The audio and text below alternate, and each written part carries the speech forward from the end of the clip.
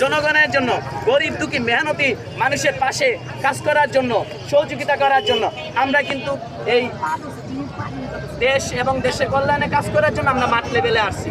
আমাদেরকে তো আপনারা বেতন দিয়ে রাখেন নাই, আপনারা তো আমাদেরকে এই টাকা পয়সা দিচ্ছেন না, তাহলে আমাদেরকে কিভাবে আপনারা এক্সাম নেবেন? আমাদেরকে আপনি পড়ালেখা করাচ্ছেন?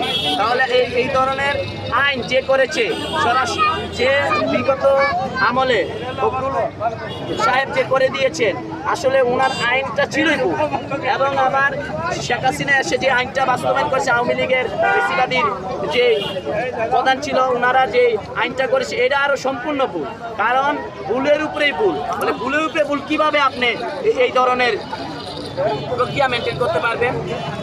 আপনি তো আমাদের এখানে দেওয়া হয়েছে 101টা জেলা কমিটি, থানা কমিটি, 101টা থানা কমিটি, 22টা জেলা কমিটি, এবং প্রত্যেকটা থানায় 200 জন করে মেম্বার থাকতে হবে।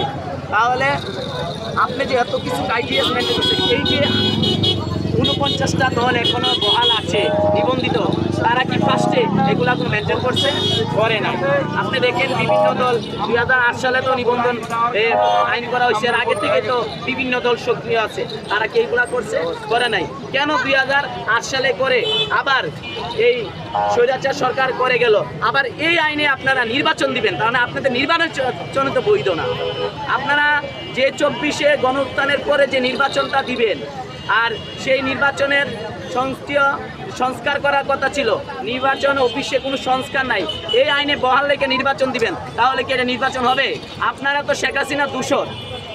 তাহলে আমি মনে করি আমরা 87টা থানা কমিটি জমা দিয়েছি, 22টা জেলা কমিটি জমা দিয়েছি, একটা পূর্ণাঙ্গ কমিটি জমা দিয়েছি, কেন্দ্রীয় কমিটি অফিসের ডিট জমা দিয়েছি, তারপরে আমাদেরকে নাকচ করে দিয়েছেন। আমি চাই প্রত্যেকটা দল যারা বৈষম্যের শিকার, এই বৈষম্য লক্ষ্যের জন্য, বৈষম্য দূর করার জন্য, এবং প্রত্যেকটা সেক্টরে বৈষম্য এবং প্রত্যেকটা সেক্টরে দুর্নীতি আছে, এই দুর্নীতির লক্ষ্যে আমরা এখানে অবস্থান করেছি। নিবন্ধন আইন বাস্তবায়ন করতে হবে, সহজ করতে হবে এই লক্ষ্যে।